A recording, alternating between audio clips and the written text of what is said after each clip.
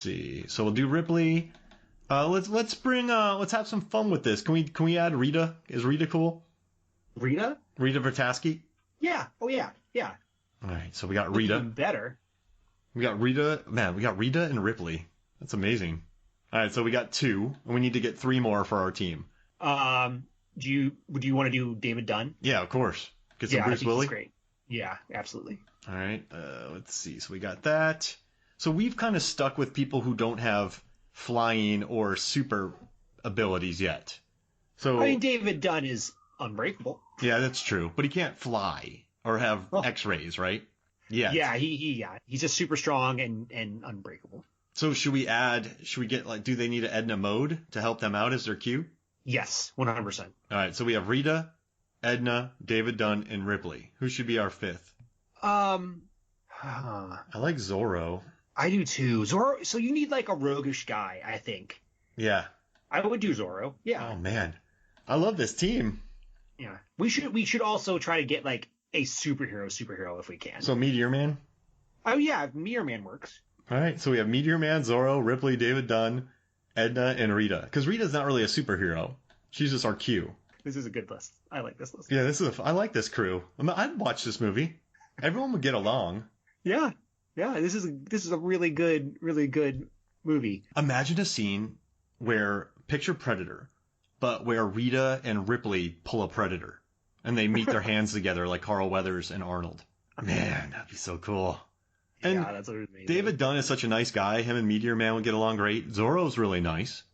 He's kind of rakish, so he might be the wild card. And then Edna would just make him look great. You can't make Zorro look better. Let's be honest. Oh, that's He's not the true. Scarlet Pimpernel. She would just make everything bulletproof on him.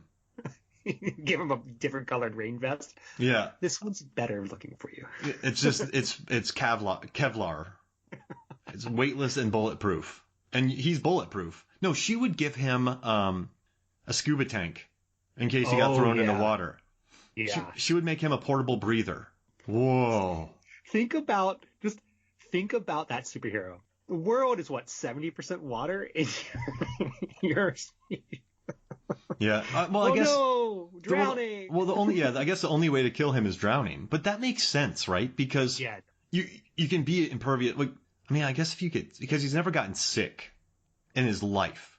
So that means he probably won't get, I guess cancer or other genetic or like illnesses. So you don't have to cut his body open and do surgery. So the one way to kill him is drown him. Makes sense. It's pretty logical. I love it. Same with Wolverine. Just drown him. Oh, yeah. And the creature from Signs. Yeah. He has a thing for water. That's right. Shyamalan. Well, this was fun. I like our squad. This was fun, but I have a draft for you. Uh-oh. What are we doing? We're doing Liam Neeson versus Viggo Mortensen. Whoa. I'm going to give you a movie that neither of them are in, and you have to tell me which one you would rather see in this. I love it. So, first one up. These cop cars just keep flying by. It's never been this loud before. They're coming after you.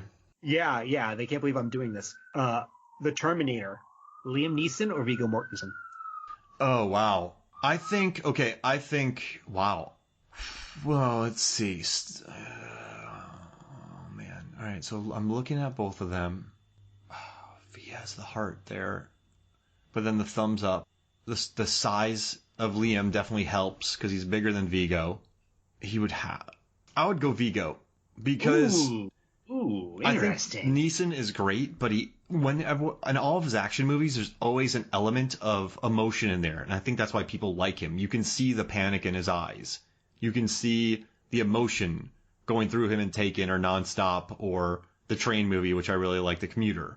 He does that kind of panic excellently and paranoid and just butt kicking. But I think Viggo, when you think about him as Aragorn, he's very warm towards them, but he's also a legit badass.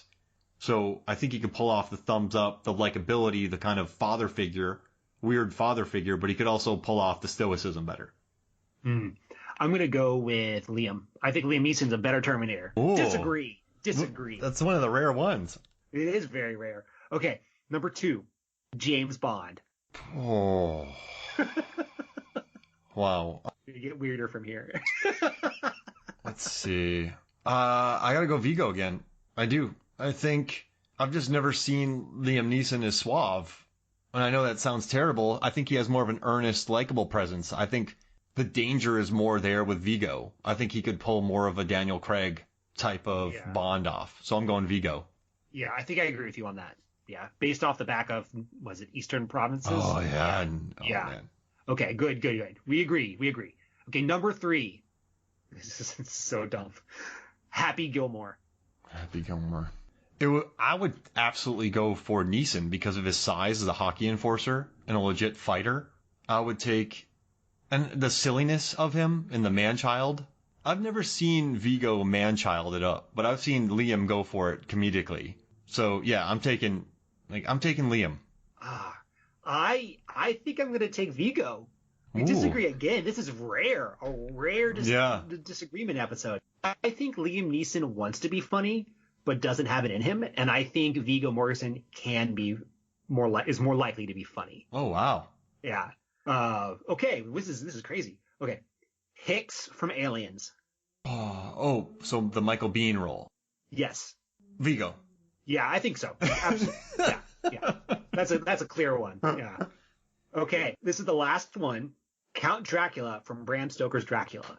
I got once again this sucks, but I got to go with Vigo because Gary Oldman in that movie is frightening, but he's also very smooth and suave and like seductive. So as much as I like Liam Neeson, I think Vigo would be better at that, like the seduction, the sexiness of being a vampire, but also the pain and the creepiness of it. So I'm taking Vigo based on his prophecy performance.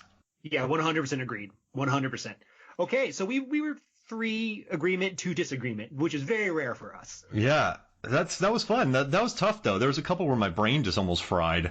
So Happy Gilmore, right? Yeah, but I see his Happy Gilmore like Sean William Scott and Goon, where he's just more earnest in his approach, and I could see a young Liam doing that, which I like. I could see him fist fighting Bob Barker, not Vigo. As much as I could try, I don't see a fist fight against Vigo. I think Liam would sell a fist fight against Bob Barker better than Vigo. Yeah. Okay. I do have some other questions I want to ask you unless you want to jump back into the movie. Yeah, what's up? Okay. Does this movie have big Nick Cage energy? That's a great question. Okay, I'm going to say no, but you can totally change my mind on this. Mm-hmm. Because the freakouts in early Nick Cage movies, Vampire's Kiss, you definitely would freak out. But I think it works better, his freaking out, because if you had Nick Cage back in 90 freaking out like this, and you watched it now, it would just be Nick Cage freak out. But I think watching Neeson freak out, it sells it more because he exudes this niceness to him. And as much as I love Nick Cage and think that he deserves his Oscars and he should have won for adaptation, I don't think he gets that warmth across that Liam is. So when he freaks out and does his dance, it's more earned than Nick Cage. But I don't get the vibes because it feels much more Gonzo, much more Sam Raimi. Like Bruce Campbell's freakouts are much different than Nick Cage's in his films. So no, I'm going to say no. Okay, yeah, that's really interesting. I feel like this does have Nick Cage energy, but it could be because I view like really weird freakouts as all having Nick Cage energy. So I just watched Jiu-Jitsu, which it came out this year, and it has one of the craziest Nick Cage moments I've ever seen in any of his films. It's not a good movie. It's a bad good movie. It's like it's so bad it's good because it makes no sense. But there's this moment where Nick Cage is clearly just like the director said go, and he just did some choices that made no sense, but I appreciate them. So what I'm thinking is going on here is that I am maybe comparing the two scenes in my head. What I'm really talking about is like Cage wears a hat in the scene I'm talking about in Jiu-Jitsu, and Liam Neeson wears a hat in this one, the funnel. So yeah, so maybe there's not. I think I just talked myself out of it. I don't think there is Nick Cage energy. Yeah, because it fits better into the movie. It makes sense. Like Nick Cage, sometimes the freakouts don't make sense. Yeah, that's just I don't know. I guess you could read it either way, but I just that was my gut opinion in this movie, so I'm gonna say no. Okay. And then another question I have is, all right? Did you think that Darkman was going to drop the bad guy at the end? Yeah. Yeah, I felt like it wasn't even a question. No. Right? It was like a weird like it was, the scene was constructed in such a way that just like Peyton's gonna have this self-doubt that he's not a monster, and he's like, no, I'm a monster. He just does Yes, it's beautiful. And I love the nail gun shootout. And Bill Pulp fell off that set, and he fell 2 stories onto a mat, the cinematographer. Yeah, like people are actually falling off of that. Femur, someone broke their femur. Yes, yeah, someone broke their leg on there. Like there was a lot of people getting hurt on this set. But I thought he would, because he's not. In the whole movie, he never had a crisis of conscience. A crisis of conscience? What's the word? A crisis of conscience. Like, he never cared about killing people. So, yeah, I was like, he's dunking them. It's done. Yeah, he only cared about being a freak. He didn't care about murdering. Okay, so another point, maybe just the thing I saw was at the end, he's like, now I'm Darkman. So he wasn't a superhero until the last moment of the film, when he fully embraced Darkman. And then from there, it sounded like he was going to clean up the city. Yeah, I think he embraced it at the end because he had murdered everybody that he got his revenge. Yeah. And I mean, maybe after he got... so maybe, how about this, right? You get this superpower, but you're consumed with hate. You go and you murder all the people, then that hate... I've never gone on a revenge mission, but then he just stops having that weight on his shoulders, and he's able to turn that manic energy and anger into something positive, to going after other bad doers, if that makes sense. He's going to still kill him, but yeah, that makes sense. I think since he's able to focus off that mission, he's not afraid to go murder some people. Oh man, and he gets a lot of people killed. Remember Paulie? He takes his body, and then Paulie gets thrown out of a window. That's a great scene. It's just really funny, and that's how he gets his money. And we haven't talked about Durant's finger collection, because I don't like it. I like Durant a lot. I think the actor's a good guy. I think he's a capable villain.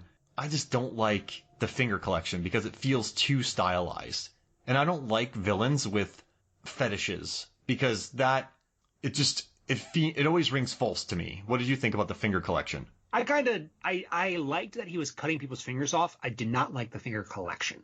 So I agree with that. Like, he had a signature thing he did, but collecting them felt weird. Yeah, it felt like a villain fetish that I don't need to see. Yeah, exactly. Like, collect the fingers. It just seems I liked him a lot. Like, the actor played him as just a non-redeemable murderer, and I like that. But then the finger fetish, I don't know, it just doesn't. It's in a nice mahogany case. I don't know. I wasn't a fan. Okay, and then I guess my final thing is, do you think this movie could be remade or should be remade? No, because you would have to change it. In this day and age, do you think you could create a character who's just there to murder? I think you could. I mean, it's an anti-hero, right? Like, it's a little bit like Bloodshot. Yeah, I guess. No, you're right. And I guess it's nice that Frances McDormand is never fridged in this movie to start the revenge, if that makes sense. Yeah, he's getting revenge on himself. Yeah, I like that the motivation isn't fridging. I like that the motivation is just he's pissed off that they tried to kill him. So awesome. But yeah, it's... Next time, don't fail. For me, this reads as very cold-blooded. And this movie works because of its quirks. And they just don't make movies like this anymore. Maybe if Noah Hawley, who did Legion, and he's going to do Alien TV show, and Fargo tackled it, I'd watch it. Because Noah Hawley seems to be able to make his vision with FX and Fox. He doesn't seem hindered by anything. So It would have to be a Noah Hawley, because he makes weird stuff. It's weird. It has to have a weirdness to it and an edge, and a quote-unquote hero who wants to murder people, who isn't going to give quarter. So it's just a tough sell nowadays, for me at least, I think. Yeah, and I also think we're a longer removed from the 40s and the golden age of comic books than when this movie came out. So like, people aren't as familiar with the concept of the Dick Tracy and the pulps and all that stuff. And if you're going to remake it, it would have to be a commentary on the current MCU in some form or fashion. And there's probably a lot of this coming.